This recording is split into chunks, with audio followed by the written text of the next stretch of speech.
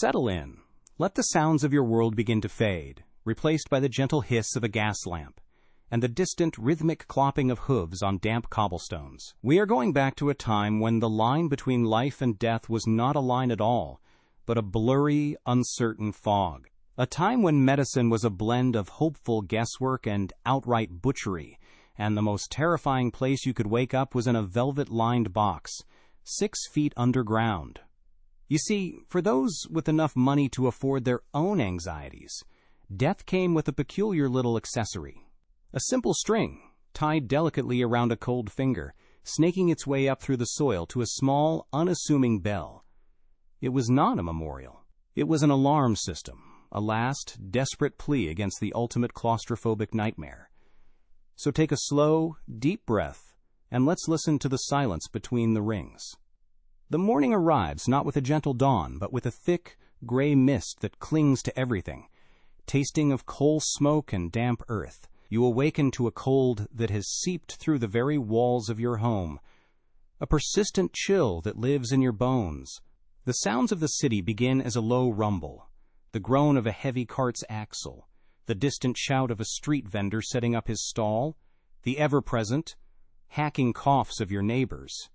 There is no sterile silence here, no clean slate to begin the day. The air itself is heavy, a thick soup of smells. Baking bread from the corner bakery, the sharp tang of horse manure from the street below, and the faint, sweet, cloying scent of decay that seems to be a permanent feature of the city's perfume. It's a world that assaults your senses from the moment you open your eyes, a constant reminder of the messy, crowded, and fragile nature of life. You pull on your heavy woolen coat, the fabric still damp from yesterday's rain, and step out into the street. The cobblestones are slick with a grimy film, and you must watch your step to avoid the rivers of refuse that flow freely down the gutters.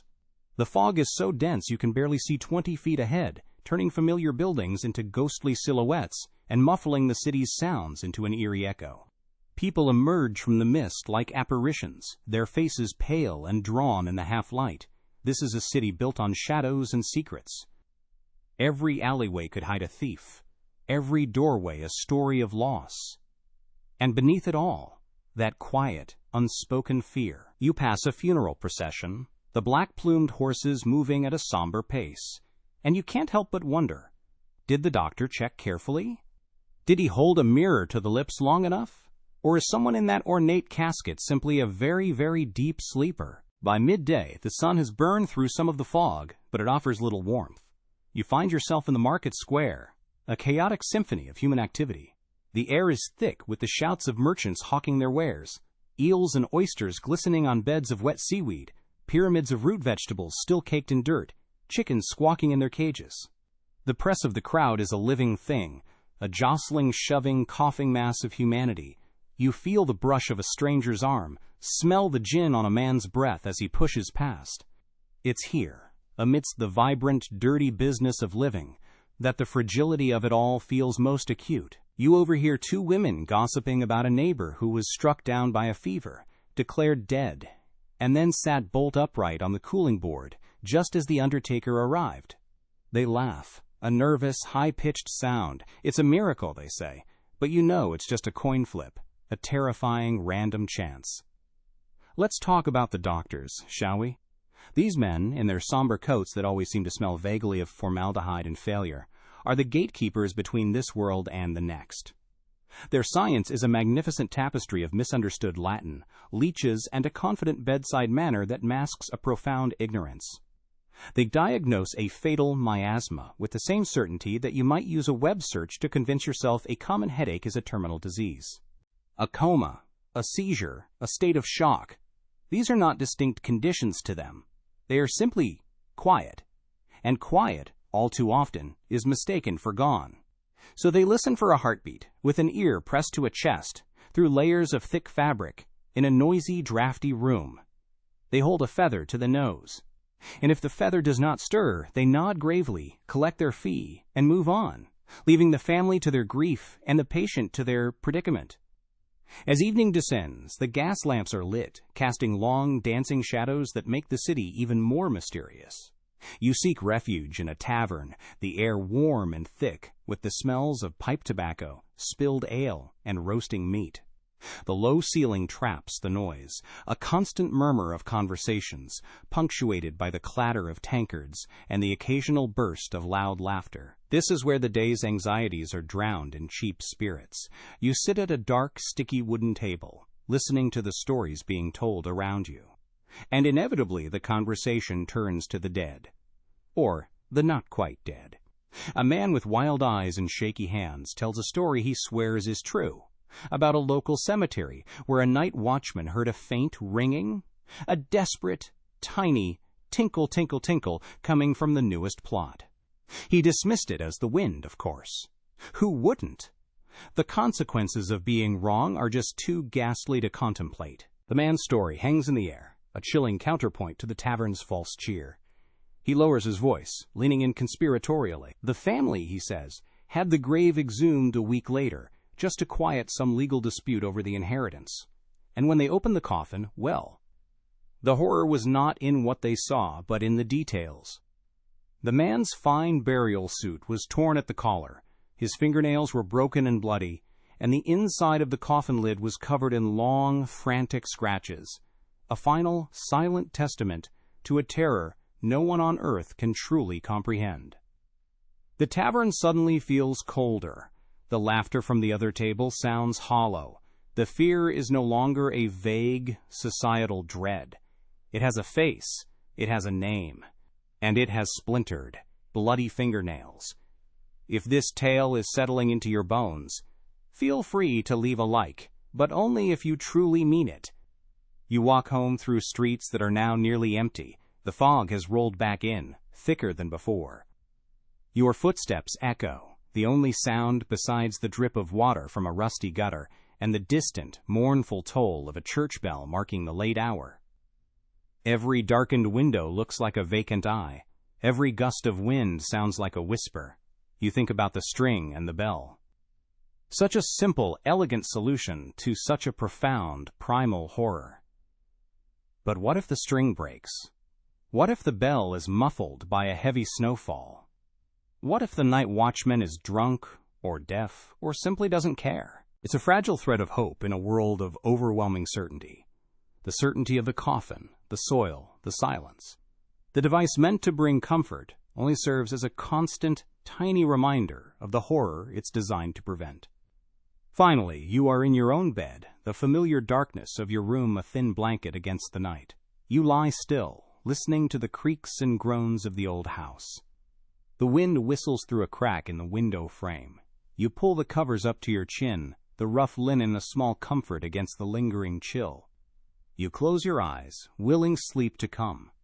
But then you feel it. A strange numbness begins to creep into your fingers, a heavy, leaden feeling spreading up your arm. Your breathing feels shallow. Is it just the cold, or is it the beginning of something else?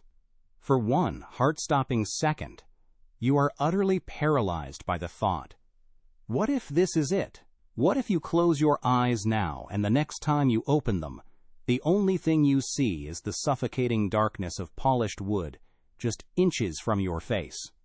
As your own eyelids grow heavy, perhaps you could comment with the time you finally drifted off to sleep. But this paralyzing fear is a luxury. It is a quiet, contemplative terror for those who have the time to lie still in the dark.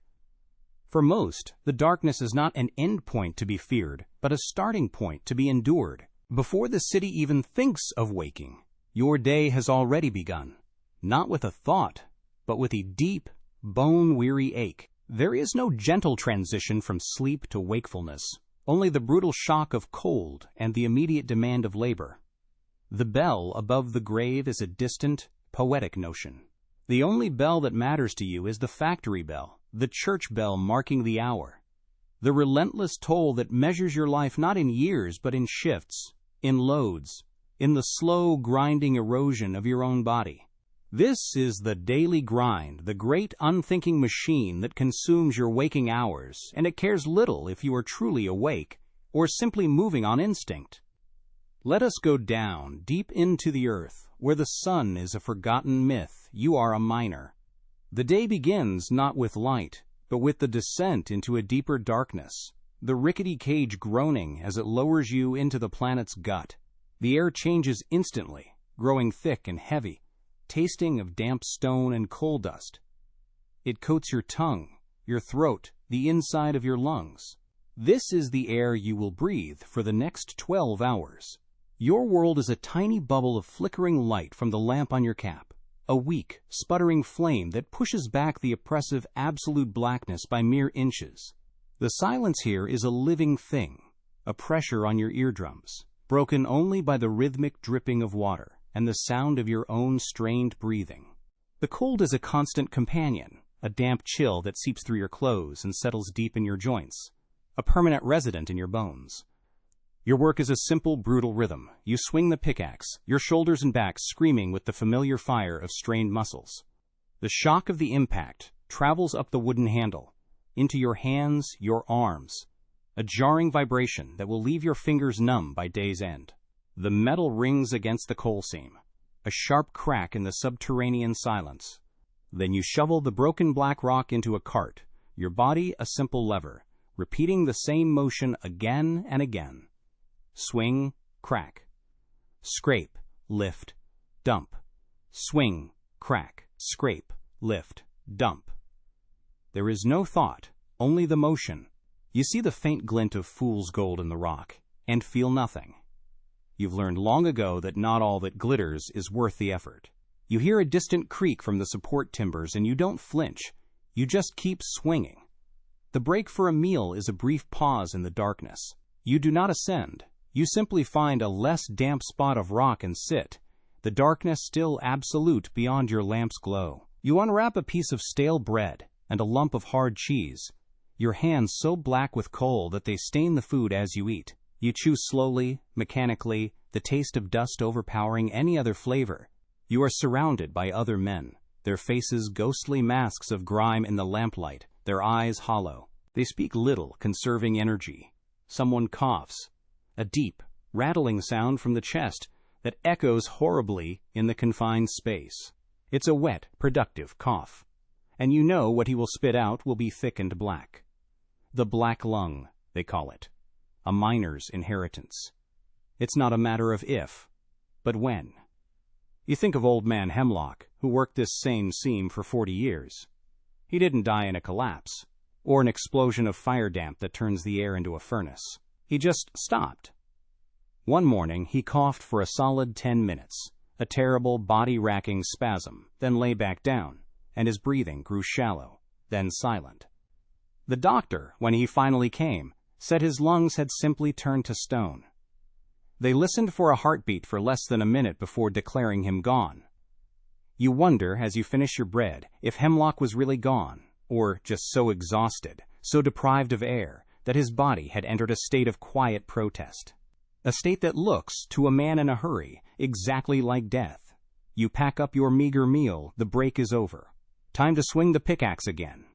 Now leave the crushing dark of the mine and step into the crushing noise of the textile mill. The air here is not dark, but it is just as unbreathable. A thick, snowy fog of cotton fibers that sticks to your sweaty skin and lines your throat. The sound is a physical assault, a relentless, deafening roar of 100 iron looms clattering and banging in unison. It is a sound so loud it vibrates through the floorboards, up your legs, and settles in your teeth. You cannot speak, you shout to be heard, and even then, the words are swallowed by the mechanical symphony. It is a constant, brain-numbing racket. 1,000 iron hammers pounding away the silence, pounding away your thoughts, until all that is left is the rhythm of the machine. It's like being at the world's loudest, longest, and worst concert. A performance that never ends, and for which you are not a spectator, but a tiny replaceable part. Your job is to tend the loom. You are a spinner, a weaver, a human cog in this great, steaming engine of progress. You watch the shuttles fly back and forth, a blur of motion that could snatch a finger if you are not careful. Your eyes, strained from staring, trace the hundreds of threads, waiting for the one that will inevitably snap, and when it does, you must act instantly. You dart forward, your small, nimble fingers finding the two broken ends in the chaos of moving parts. You tie a weaver's knot, a tiny, perfect connection, your hands moving with a speed born of pure desperate necessity. If you are too slow, the flaw in the fabric will grow, and your wages will be docked. If you are careless, the machine will take a piece of you, your hair, your sleeve, your flesh, and it will not stop. It will simply incorporate you into its rhythm. Your break is a few minutes standing by an open window, gulping at air that is only marginally better than the cotton-choked atmosphere inside. You munch on a cold, boiled potato, the starch a welcome, if bland, fuel. You watch the other girls and women. You see young Sarah, no older than 10, her face pale and smudged with grease. She has a persistent cough, the brown lung they call it here, the sister disease to the miner's affliction. Her tiny hands are a blur as she reties a thread, her movements already as mechanical as the loom she serves. You remember the day a girl named Alice got her hair caught in a drive belt. You remember the single, piercing shriek that was somehow audible even over the din of the machinery, and then the sickening silence that followed as they stopped her loom. They carried her out, a still, limp form. The foreman simply appointed another girl to her machine, and the noise began again. There was no doctor, of course. Not right away. The foreman looked at her, saw the unnatural angle of her neck, the stillness of her chest, and just shook his head. They sent for the undertaker. But you wonder. In the shock, in the trauma, the body can do strange things. It can shut down. It can play dead. What if Alice was just unconscious? A deep, profound stillness, born of terror and pain. A stillness that, in a world that has no time for nuance, is simply filed under dead. You finish your potato, the thought souring in your stomach. The bell rings, ending your break. You walk back into the roar, your ears already ringing, your lungs already tightening. The shuttle flies. The thread pulls taut. The loom clatters, and you are once again part of its song.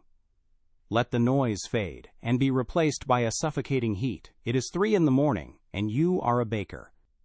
The city is a ghost town, silent and dark, but your world is an inferno of roaring ovens. The air is thick and heavy with a fine white powder, a constant haze of flour that cakes your eyebrows, fills your nostrils, and works its way into your lungs. You have a baker's cough, a dry, dusty hack that never quite leaves you. The heat is a physical presence, a heavy blanket that saps your strength and makes sweat run in rivers down your face and back, stinging your eyes. You move in a constant state of low-grade dehydration, your body perpetually thirsty. The glorious smell of baking bread, the scent that city dwellers find so comforting, is, to you, the smell of endless labor, of burnt knuckles, and of a profound, soul-crushing exhaustion. Your life is a rhythm of dough. You heave a 50-pound sack of flour into the trough, the dust exploding in a white cloud. You add the water, the yeast, the salt. Then the real work begins. You knead. You push the dough away with the heels of your hands, then fold it over, turn it, and push again. Your shoulders burn, your back aches, your wrists feel weak, but you cannot stop. Push, fold, turn. Push, fold, turn. For hours. The dough is a living thing beneath your hands, resisting, then yielding, its texture changing from a shaggy mess to a smooth, elastic being. It is a slow, powerful dance, and by the time the dough is ready, you feel as though it has absorbed all of your energy, leaving you a hollowed-out shell. Then you must shape the loaves, hundreds of them, your hands moving with an economy of motion that comes only from endless repetition. You take your break leaning against a flour-dusted wall in the alley behind the bakery, the cool night air, a shocking relief on your overheated skin. You don't eat, you have no appetite. You just drink lukewarm water from a tin cup, trying to replace what the ovens have taken from you. You look at your hands in the faint moonlight. They are pale and doughy, the nails permanently rimmed with a white residue. You think about the old baker you apprenticed under, a man named Silas. He worked next to the ovens for 50 years. One night he complained of a dizzy spell, sat down on a stool, and simply slumped over. His face was beet red, his breathing almost imperceptible. They said it was the heat fever. They laid him out on the cooling racks, right next to the loaves of bread, to wait for the doctor. The thought makes you shiver, despite the lingering warmth from the bakery. A heat stroke, a fainting spell, a simple case of dehydration-fueled exhaustion. It can mimic death so well. A slowed pulse, shallow breathing, a deep unresponsiveness. How closely did they look? How long did they wait? You imagine poor Silas, waking up not in his bed but in a box, the comforting smell of his life's work replaced by the cloying scent of cheap pine and velvet. You drain your cup. The first batch of loaves is ready to come out of the oven. You go back into the heat, the rhythm of your work waiting to claim you once more. You slide the long wooden peel into the oven's mouth, the blast of hot air searing your face, and pull the golden brown loaves toward you, their crusts crackling in the cooler air. They are done. You are not. The dangers of your world are not always so slow and insidious. They do not always creep into your lungs as dust, or seep into your bones as cold. Sometimes, the danger is a sudden, catastrophic violence, a brutal punctuation mark at the end of a life sentence of labor. In the mine, it is the groan of a support beam, a sound that travels through the rock and into your teeth an instant before the world collapses. It is the sudden, deafening roar and the immense, final pressure as tons of earth reclaim the space you briefly borrowed. For those not immediately crushed, it is a new kind of burial, trapped in the absolute dark. With the taste of stone in your mouth and a finite supply of air, you are simply waiting. You are in your coffin before you have even been declared dead, and the only bell you can ring is the sound of your own heart pounding against the silence. In the textile mill, the danger is quicker, a mechanical predator with 1,000 moving parts. The air is so thick with cotton dust that you can barely see, and the noise is so profound it erases all other senses. You don't hear the drive belt slip. You only feel the sudden, violent tug as it snags your sleeve, your hair. There is no time to scream, or if you do, the sound is swallowed by the thunder of the looms. The machine is indifferent. It does not know the difference between thread and flesh, between fabric and bone. It pulls you in, a swift, brutal embrace that lasts only a second. You are left broken, a tangled mess in the gears, while the other workers stare for a moment in wide-eyed horror before the foreman shouts at them to get back to their stations. The machine is stopped just long enough to be cleaned. After all, blood can stain the cotton. And sometimes, the danger comes not from the earth below or the machines around you, but from the very products of your industry, in ways no one could predict. Imagine the year 1814 in the London parish of St. Giles. You live in a cramped tenement basement in the shadow of the Mew & Company brewery. Your day is measured by the sweet, malty smell of fermenting beer. Then one afternoon you hear a sound like thunder, a deep, explosive crack that shakes the foundations of your building. Before you can process what it is, a wall collapses and a wave crashes into your home. It is not water. It is a hot, brown, sticky tsunami of porter, a 15-foot-high tidal wave released from a burst vat, moving with enough force to demolish buildings. You are swept up, drowned not in water but in nearly 1.5 million liters of beer. It is a death so absurd, so utterly bizarre, that the coroner later rules it an act of God, absolving the brewery of any responsibility. The dangers you cannot see are often the most pervasive. They are waiting for you at the end of the day, on your dinner table, disguised as nourishment. That loaf of bread you bought? The one with the lovely white crumb? It may owe its complexion less to fine flour, and more to a generous addition of alum, a chemical that bleaches old gray flour. To make the loaf heavier, and thus more profitable, the baker might have added a bit of chalk or even plaster of Paris. You chew, and you feel a faint, gritty texture that you dismiss as oven dust. You are, in essence, eating your own future gravestone, one slice at a time. It is a slow, methodical poisoning, a hollowing out from the inside that leaves you weak and susceptible to the fevers and fluxes that carry so many away. Your body fails, and no one understands why. This culinary chemistry is an art form. The milk your children drink, thin and bluish from being watered down, is whitened with chalk. To give it the illusion of richness, a dash of calf's brain might be emulsified into the mix, creating a false cream line. The bright red meat at the butcher's stall might be from an animal that died of disease, its gray pallor cleverly disguised with a wash of toxic lead oxide. The pickles in the jar get their vibrant green from a splash of copper sulfate. The tea you brew is bulked out with dried leaves swept from the floor and colored with sheep's dung. Every meal is an act of faith, a gamble. You are not just eating to live.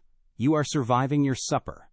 And when you inevitably fall ill from this diet of deception, your strange symptoms will only baffle the doctor and hasten his incorrect diagnosis. Consider the color green. A new, vibrant shade called Scheele's green has become the height of fashion. It is a beautiful, electric hue, and you have saved for months to paper your small parlor with it. It makes the room feel alive. What you do not know is that its brilliant color comes from a potent compound of copper and arsenic.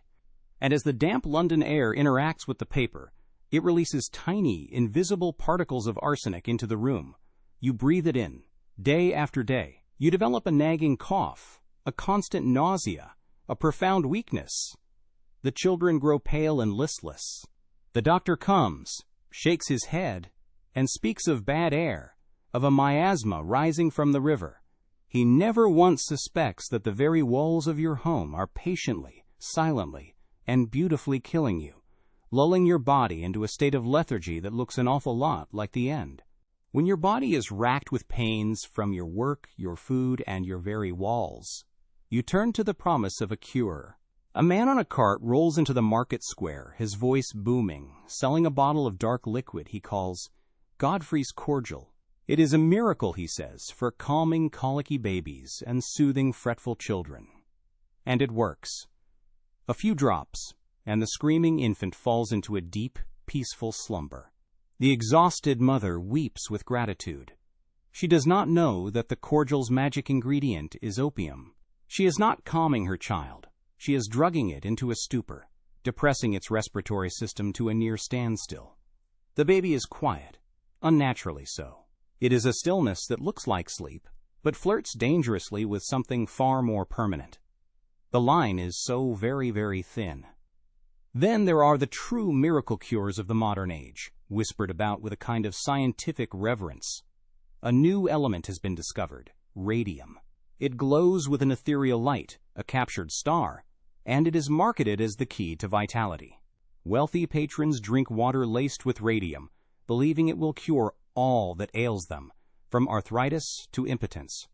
It is an expensive, fashionable, and utterly deadly habit.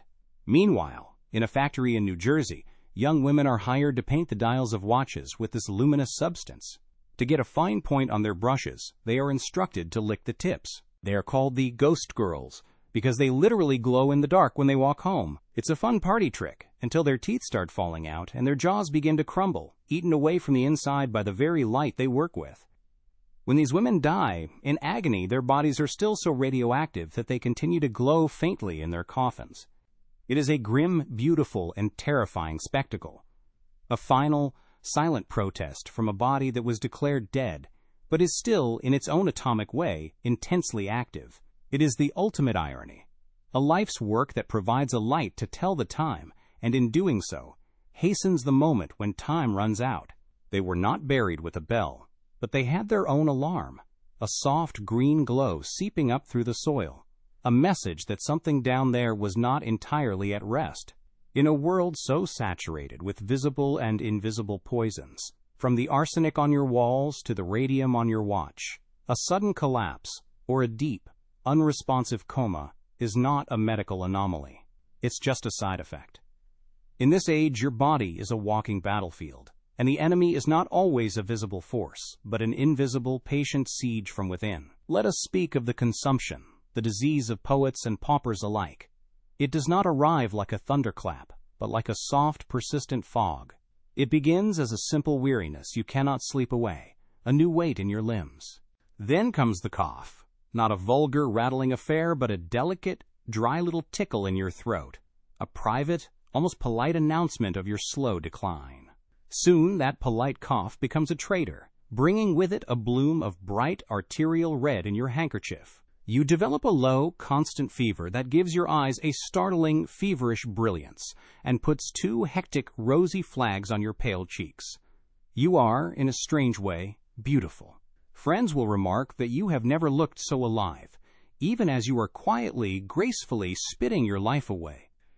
Then there is the jail fever, the typhus, a sickness born of filth and proximity, the unwelcome bedfellow of the poor and the imprisoned. This one is not a slow waltz, but a frantic, stumbling dance with madness. It starts with a headache that feels as if an iron band is being tightened around your skull, followed by a fever that cooks your thoughts into a nonsensical stew. A few days in, a faint rose-colored rash appears on your torso like the ghost of a blush. But the true horror is in the mind. You begin to see things, spiders crawling on the ceiling, the faces of the dead in the shadows of the room. You mutter to yourself, lost in a labyrinth of your own making. To an observer, you are already gone. Your body is still here, hot and trembling, but your consciousness has fled, leaving behind a babbling automaton. It is in this state, this living death, that many are declared to be on their way, their stillness mistaken for peace, when it is only the eye of a mental storm. And we must not forget the speckled monster, the smallpox. There is no romance here, no poetic decline. This is a plague that seeks to unmake your very face. It begins with a fever, and aches so profound you feel your bones are being ground to dust. Then, the first spots appear. Within a day, your body becomes a garden of horrors, sprouting a crop of hard, pearl-like pustules. They cover every inch of you, your face, your eyelids, the soles of your feet, even down your throat, making every swallow an agony. The smell is unique, a sweet, sickly odor that clings to the bedsheets and the very air of the room. If you survive the raging fever, you are left a changed person. You are a walking testament to the disease, your skin, a landscape of craters and pits, a permanent mask that tells the world you have been to hell and back. You have won, but the monster has signed its name all over you. But for sheer undignified speed, nothing compares to the summer complaint, the cholera. It strikes with the suddenness of a mugger in a dark alley. One moment you are well, the next you are seized by cramps so violent they feel as if your insides are being wrung out like a wet rag. Then comes the purge. Your body, in a desperate, misguided attempt to cleanse itself, expels every drop of fluid it contains. It is a swift and total evacuation, leaving you a hollowed-out husk in a matter of hours. Your skin becomes cold and blue, your eyes sink deep into their sockets, your voice becomes a reedy whisper. You are still alive, still conscious, but you look like a corpse that has been left in the sun. It is this state, this shocking rapid transformation from vibrant life to a cold, shrunken effigy, that sends so many to an early grave, long before their heart has actually taken its final bow. Let us say you are one of the unlucky ones, struck down not by a swift cholera but by a lingering fever, and your family, in their desperation, has made the fateful decision. You are going to the hospital. This is not a place of healing as you might imagine it. It is a place of last resort, a human warehouse where one goes to wait for a verdict from God. The moment you pass through the doors, the smell hits you. It is a thick, complex bouquet, a foundation of unwashed bodies and stale sickness, layered with the sharp, chemical tang of carbolic acid and the faint, coppery scent of old blood. It is the smell of institutional misery, and it coats the back of your throat. The sound, too, is a constant, low symphony, a chorus of coughing, the wet, ragged gasps of those with failing lungs, the soft, rhythmic moaning of someone in constant pain, and the occasional, piercing cry that is quickly shushed by an overworked nurse. You are assigned a bed in a long, cavernous ward. There are perhaps 50 other beds crammed into the space, so close together you could reach out and touch the stranger dying next to you. There are no curtains, no privacy. Your suffering is a public performance. The mattress is a thin, lumpy sack filled with straw, stained with the bodily fluids of its previous occupants. The single sheet is coarse and gray, and you suspect it has not been washed, merely aired out. You lie down, the cold of the room seeping into you, and you stare up at a ceiling crisscrossed with water stains that look like maps of unknown, desolate continents. You are no longer a person with a name and a history. You are now the fever in bed 23, a clinical data point in a vast, uncaring ledger of decay. This is not a place to get better. It is a place to be observed as you get worse. The morning begins not with sunlight, but with the arrival of the surgeon. He does not walk, he sweeps through the ward, a great man in a black frock coat, trailing a gaggle of eager, terrified students. He is the king of this small, miserable kingdom. He moves from bed to bed, a whirlwind of brisk pronouncements. He does not wash his hands between patients. Why would he? He has just come from the morgue, performing an autopsy, and now he brings his unwashed hands, carrying the microscopic ghosts of the dead, to your bedside. He pokes your abdomen, listens to your chest through his coat for a few seconds, and pronounces a diagnosis in Latin to his students, as if you are not there. He is a man of great confidence and even greater ignorance, a theatrical performer whose stage is your sickbed, and whose props are your failing organs. Midday brings the meal, a ladle of thin, grayish gruel served in a tin bowl. It is warm, and that is its only virtue. It has a vague, unsettling taste of boiled laundry and despair. You watch as those around you attempt to eat. The man to your left, his hands shaking with palsy, spills most of his onto his blanket.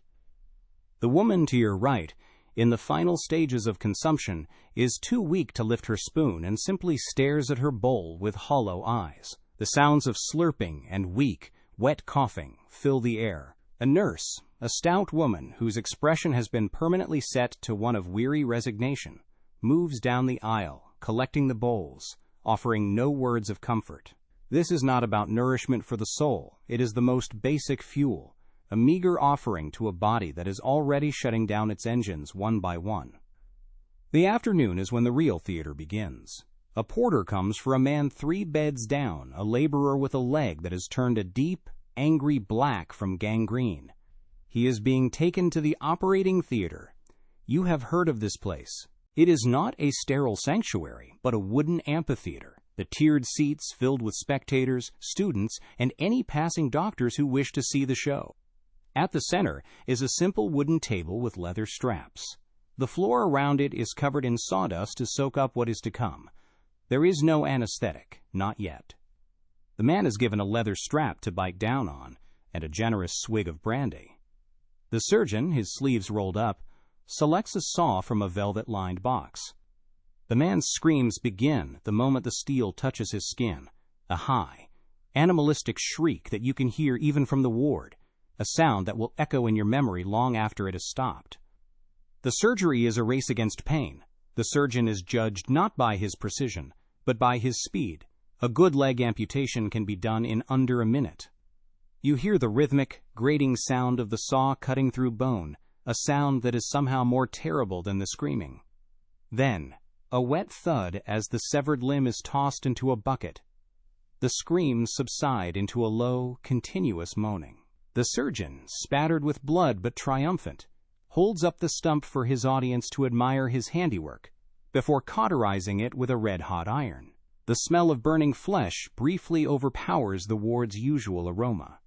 The man is then wheeled back to his bed, pale and shaking from shock, to begin the next battle, the fight against the inevitable infection that will likely kill him in a few days. The surgeon has won the battle, but the war is almost certainly lost. As evening falls, a different kind of quiet settles over the ward. The gas lamps are lit, casting long, dancing shadows that make the room seem even more menacing. This is the time of the fevers, when temperatures spike and delirium takes hold. The man who lost his leg is now shouting at unseen demons. A young woman is weeping, calling for her mother. The air grows thick with the frantic, muttered confessions and nonsensical arguments of minds unmoored by sickness. This is the fever ward, a living portrait of bedlam. The nurses move with a practiced calm, sponging brows and administering doses of laudanum, the opium tincture that offers the temporary mercy of stupor. It quiets the patients, but it also slows their breathing, pushing them gently, peacefully, toward the edge of that great, quiet cliff. Night in the hospital is a long, dark vigil. The moans and cries soften into a low, continuous murmur. The most distinct sound is the death rattle, a wet, gurgling noise from the back of the throat as a patient's lungs begin to fill with fluid they are too weak to clear. It is a slow, steady rhythm, the final, laborious percussion of a dying body. The nurses know it well. They do not intervene. They simply listen and wait. Sometime in the deep, silent hours before dawn, the rattling will stop. A nurse will approach the bed with a single candle, hold a mirror to the lips, and feel for a pulse that is no longer there. Then, with practiced efficiency, 2 porters will arrive with a canvas stretcher. They wrap the body in its own sheet and carry it away, not to a morgue, but to the dead house, a small, cold outbuilding, where the bodies are stacked to await collection by the undertaker or the anatomy school. The bed is empty for only a few moments before it is wiped down and prepared for the next arrival. Of course, not everyone subjects themselves to the industrial horrors of the hospital. In the countryside and in the hidden corners of the city, you seek out the cunning woman, the healer. She does not wear a frock coat or speak Latin. Her laboratory is her garden, her knowledge passed down through generations. She listens to your troubles, her gaze sharp and knowing. For your cough, she prescribes a tea of coltsfoot and horehound. For your fever, a poultice of mustard and vinegar to draw out the heat. For your child's convulsions, a small bag of herbs to be worn around the neck. Her remedies are a blend of legitimate herbalism and pure superstition. It is a medicine of comfort, if not always of cure. And when she looks at you and shakes her head, telling you it is in God's hands now, you believe her, for her hands at least have been gentle. Birth, the very entrance to this perilous world, is also a private, dangerous affair, overseen not by a surgeon but by a midwife. She is a neighbor, a friend, a woman who has seen it all. The birthing room is your own bed, the air thick with sweat and fear and female solidarity. The midwife is a commander in this intimate battle, her voice a mix of soothing whispers and firm commands. She knows the signs of a coming crisis, a baby turned the wrong way, a labor that goes on for days, the sudden terrifying gush of blood that signals a hemorrhage. Her tools are her own 2 hands, a clean cloth, and a fund of ancient, sometimes questionable wisdom. She knows that for every joyful cry of a newborn, there is the risk of a mournful silence, the tragedy of a stillbirth, or a mother who pined away from childbed fever, that invisible poison carried on the unwashed hands of the very doctors who were supposed to help. And so we end where so many stories do, the graveyard. But it is not a peaceful green expanse. It is a small, choked churchyard in the city center, used for centuries. The ground is not flat. It is a lumpy, uneven terrain, swollen with its dead. The gravediggers complain that every time they dig a new grave, they unearth the residence of an old one. Bones are a common sight. The air itself is thick with the sweet, cloying smell of decay, a miasma that the living fear will make them sick. There is simply no more room. This crisis of space gives rise to the great park-like cemeteries on the outskirts of the city.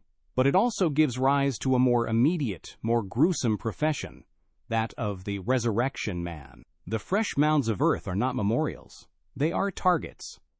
These men, the body snatchers, work under the cloak of darkness. Their tools, a wooden shovel, a crowbar, and a profound lack of sentimentality. The medical schools are desperate for cadavers to teach anatomy, and they pay well, no questions asked. A freshly buried body is a treasure. The resurrectionists are brutally efficient. They dig at the head of the coffin, pry open the lid, and use a rope to haul the body out, often breaking its neck in the process. They are careful to put the burial shroud back in the coffin and rebury it. Stealing a body is a misdemeanor, but stealing property is a felony. For you, this adds a new layer to the terror. Not only do you fear waking up in the coffin, but you now must also fear being violently ripped from it, your body destined not for a peaceful rest, but for the indignity of a dissection table. Your final secrets laid bare for a room full of curious students. The little bell above your grave is not just a plea for rescue from a premature burial. It is a silent, desperate alarm against your own desecration. In this world, governed by the whims of disease and the guesswork of doctors, you learn to navigate life with a complex and unspoken rule-book of superstitions. These are not quaint folk beliefs.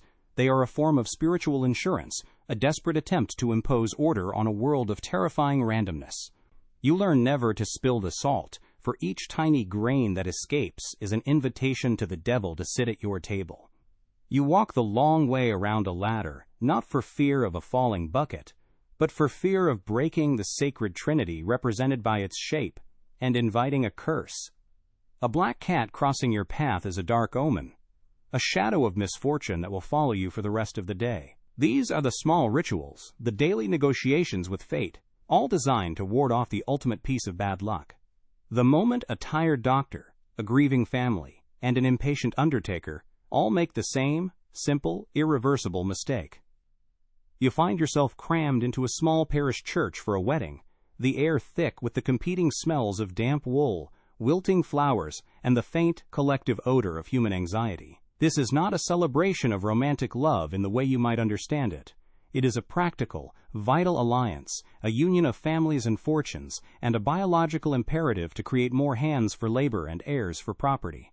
The bride, a girl of perhaps 17, is pale with terror, her hands trembling as she accepts the ring. A dropped ring, everyone knows, is a catastrophic omen, a sign that the union is doomed from the start. As the priest drones on, in his monotonous Latin, a slow, rhythmic drumbeat is heard from the street outside. A collective, silent shudder passes through the congregation. A funeral procession.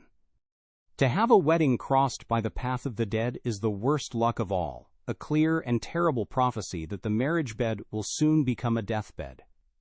The celebration that follows is not a polite reception, but a frantic, almost violent assertion of life. In a noisy, low-ceilinged hall, you are pressed on all sides by drunken relatives and boisterous friends. The air is a greasy fog of pipe smoke, roasting meat, and spilled ale. A trio of musicians plays a screeching, energetic jig, and the floorboards thunder with the stomping of heavy boots. This is a celebration fueled by a desperate need to forget, for a few hours, the fragility of it all. People drink with a grim determination, their laughter a little too loud, their dancing a little too wild.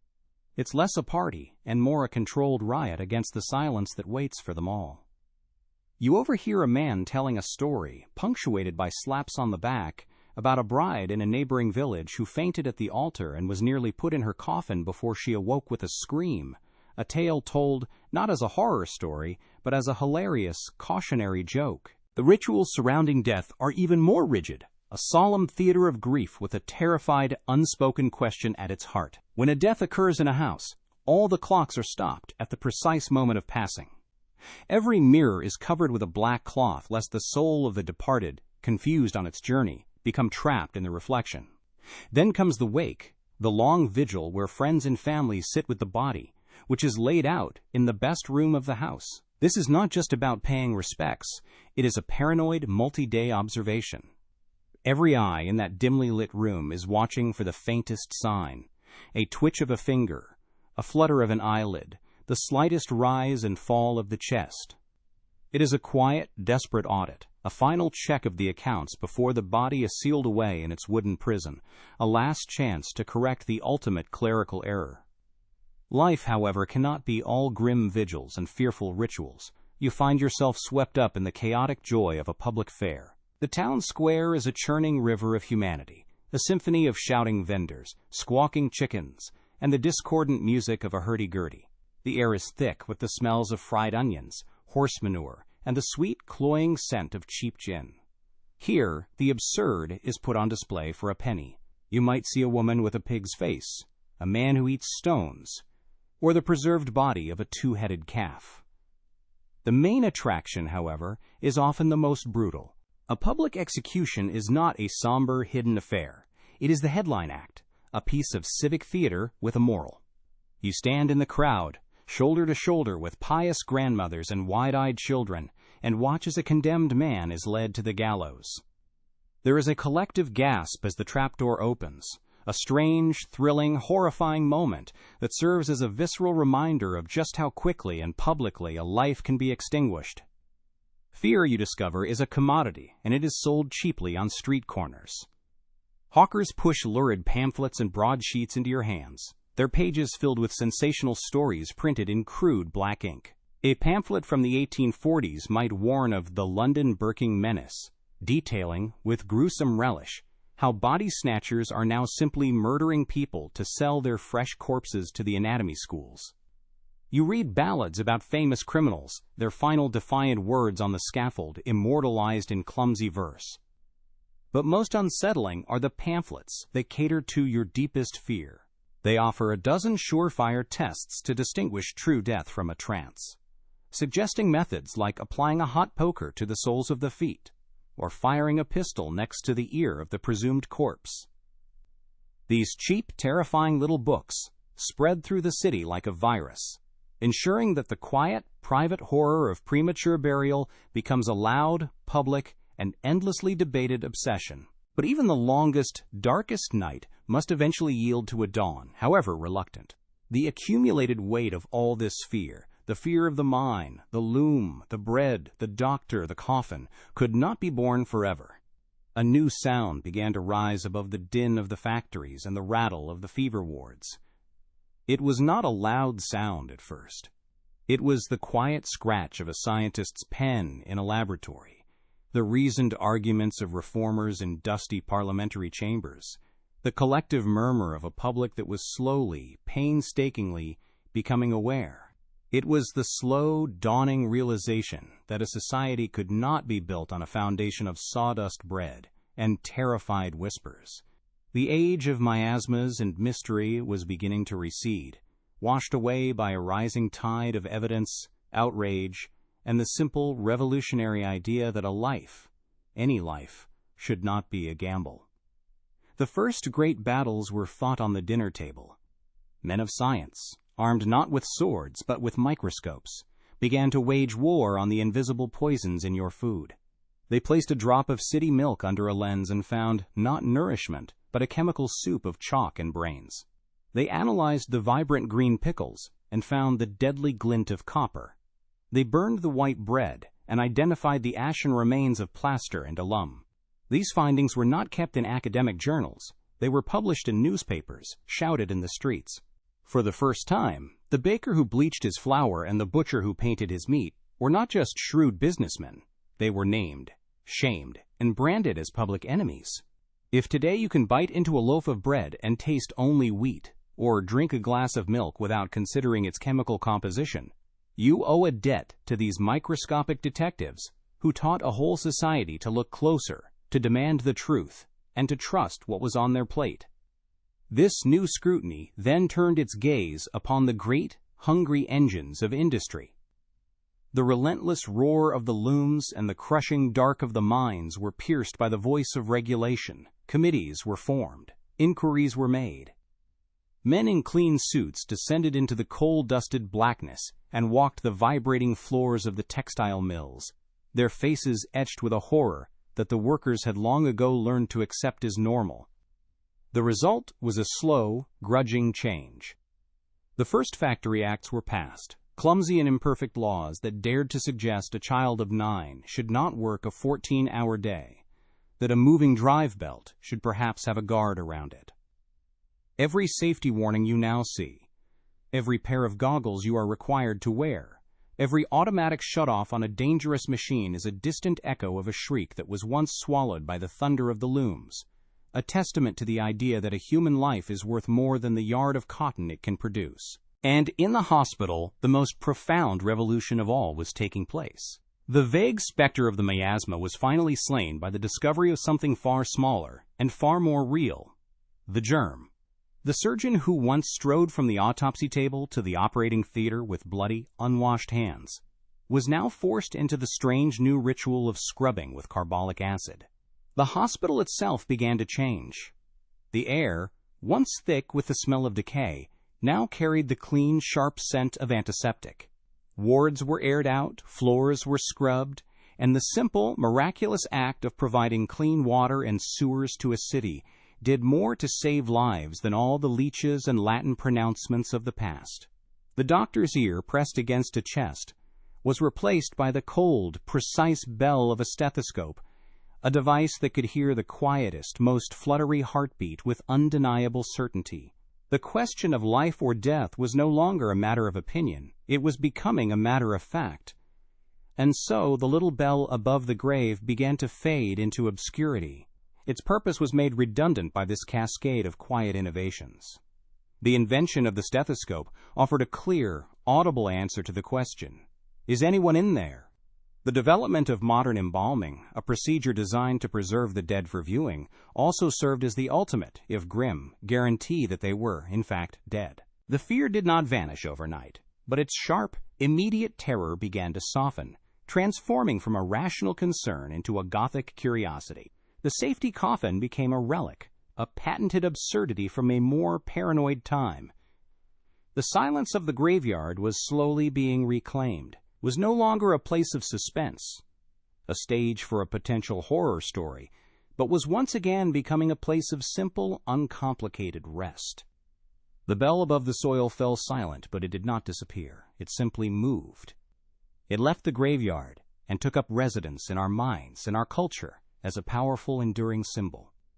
Its faint, desperate ring echoes in every ghost story, every tale of being buried alive, every horror film that plays on our primal fear of being trapped, helpless, and unheard.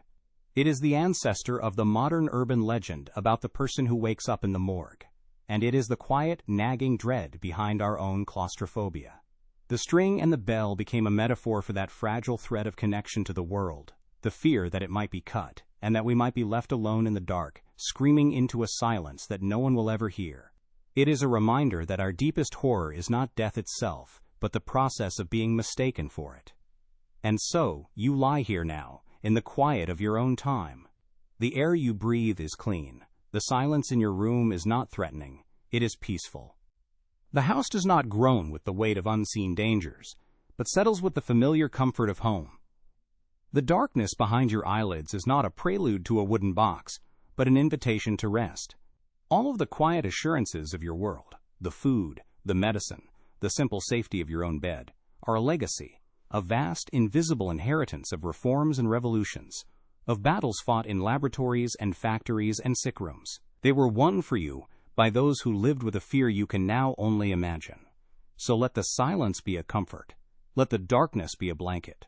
Rest in the quiet you have inherited, a deep and dreamless peace they could only ever pray for.